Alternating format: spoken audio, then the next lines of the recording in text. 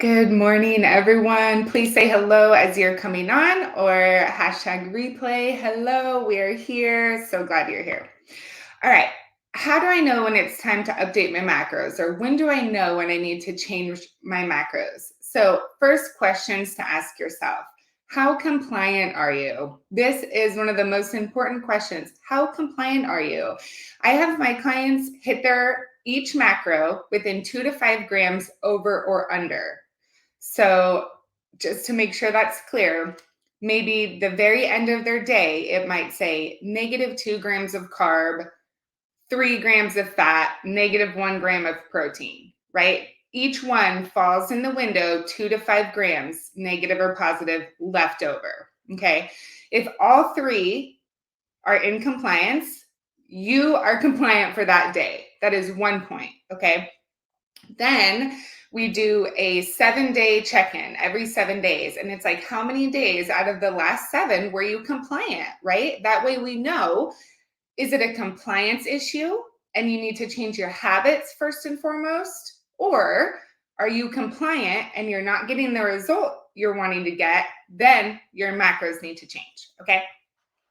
Cool. If you are less than 5 out of 7 days compliant, your macros do not need to change. Your habits need to change. Okay. If you were a minimum of 5 and higher, so 5, 6, or 7 out of 7 days compliant, your macros need a review. Okay. They don't necessarily need to change. So drop a 1 if that's you. Drop a 1 if you were like, I am not compliant. I need help. It's not a bad thing. It's just a challenge, right? You're just showing this is a challenge I'm facing. So drop a 1 if you need most help with habits or compliance. Drop a 2 if you're like, I'm pretty compliant. I'm just wondering if these macros are right for me, right? Drop a 3 if you are other, and I'd love to hear where you're at. Okay.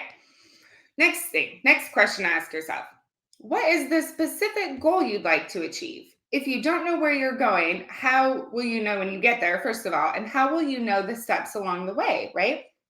Or the mile markers along the way? So let's say you want to lose, for easy math, let's just do 15. So let's say you want to lose 15 to 20 pounds, feel more confident in your skin, just feel better, right? Feel better in your clothes. But you think most likely that number or that lifestyle, that achievement of feeling good in your skin is about a 15 to 20 pound loss. Okay. So, a very healthy and quality fat loss goal is 1 to 2 pounds per week. This ensures you're just losing fat, right? This ensures you're gaining muscle mass if you're lifting. Versus if you lose too much weight or if you lose weight too fast, you're losing your muscle. It's really bad and losing very little fat. To have quality fat loss, which another way is called body recomposition, lose fat, gain muscle mass, it needs to be done in a systematic and progressive way, right? Not an all or nothing approach, okay? It needs to be sustainable for life. Teach your body health as you're shedding fat and gaining muscle, so we can teach your body that new set point once you hit your goals. So you don't have to keep gaining and losing, gaining and losing. Let's just do it right. Lose it all in a great way, gain muscle, have strength, have energy, but then also teach your body how to stay there, okay? All right, beautiful. So let's say you want to lose 15 to 20 pounds, and let's say you want 1 to 2 pounds per week loss. That would be 15 to 20 weeks. That's not that long in the scheme of things. That's like 3.5 to 5 months ish, right? I think that math is right. So allow yourself the space and time, because there's going to be a lot of learning and growth in the process. You're going out to eat. You're going on the river all day. You're going to gatherings. It's summers and barbecue. And how do you do all the things? Instead of having the expectation of, oh, I didn't hit my 1 to 2 pound loss this week. This is too hard in the summer. I'm not doing it. It's like, whoa, you can still enjoy the time and just learn small new behaviors that it's almost like it clicks. It's like, oh, I can choose this over this, or I can have this mindset approach to the barbecue versus this. And so it's like you're learning how to get results, but you're also learning how to reframe your lifestyle and your mind, your thinking, right? So give yourself the space and grace to learn It's totally possible. It just takes time. You'll go through different challenges. It's just putting solutions and practicing the solution. Okay, great.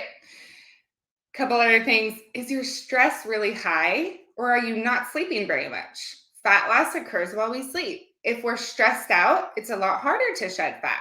So, just some variables that we want to consider because slashing nutrition or slashing macros, so bringing them lower, is not always the answer. If you're not losing weight and you're super stressed, you might need more food or you need to manage your stress a little bit better before expecting your body to shed fat and restructure itself. Okay. It's holistic. All of our parts are connected. Our mind, our body, our muscles, our energy. I mean, everything is connected. So we need to make sure everything's taken care of. Okay, great. Now, the next thing. We talked about having a goal of fat loss. What about a goal of maintenance calories or a goal of surplus, right? Muscle growth. So just to quickly reiterate, calorie deficit, you just want to shed fat. You definitely have quite a bit of fat to lose. You're just trying to shed fat. You can still gain muscle mass in a deficit 100%. My clients do it all the time. Maintenance is you've achieved the weight you want on the scale. So you don't really want to lose any more weight, but you do want to shed fat and you want to be more toned and more strong. That's maintenance calories. Usually I get my clients to their fat loss goal. Then we slowly reverse diet up to maintenance. And just what that means is just slowly adding more and more and more food until your body finds, ooh, I like, 2,100 calories to maintain instead of being low. That teaches your body how to handle more food and maintain its new weight. You can build more muscle at maintenance because you're eating more food, okay? More energy to fuel your muscles. Calorie surplus is for those who are like, I'm totally at my goal weight. I look and feel amazing. I really, really want to gain muscle fast, right? It takes a long time, but surplus is the most efficient. I usually put my clients in a 10% surplus to start, and I have them gain 1 pound per month. So you really want to get laser specific on what do I want?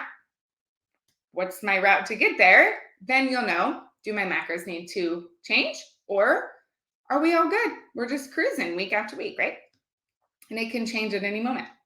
That is the good thing of having a trainer, a nutritionist right there analyzing your numbers, changing things for you so you don't have to do any of the work. That's my job. Okay, now drop below what goal you're working on. Deficit, maintenance, surplus. I have no idea. Or something else, right? Vacation, summer. Couple other last notes. If you are in a deficit and you are in a fat loss phase, you will be hungry because your body is saying, I am comfortable. I want to eat more, but where your body is comfortable eating has caused you to gain weight. So don't fear hunger. I know it can be uncomfortable. Drink over 100 ounces of water a day. I recommend 120. Space out your food. Eat high volume foods. All of this really, really helps. Okay. Last thing, is your energy and mood increasing overall? If it's not, or if it's decreasing, you may need an adjustment in macros for sure. Okay. If you are on the right macros, which is whole foods, your body should be in a position to thrive as long as you're choosing healthy options, of course. Okay, great, ladies. Drop any questions below and I will come back and answer them. Have a wonderful day. I hope it's super sunny where you're at. Bye.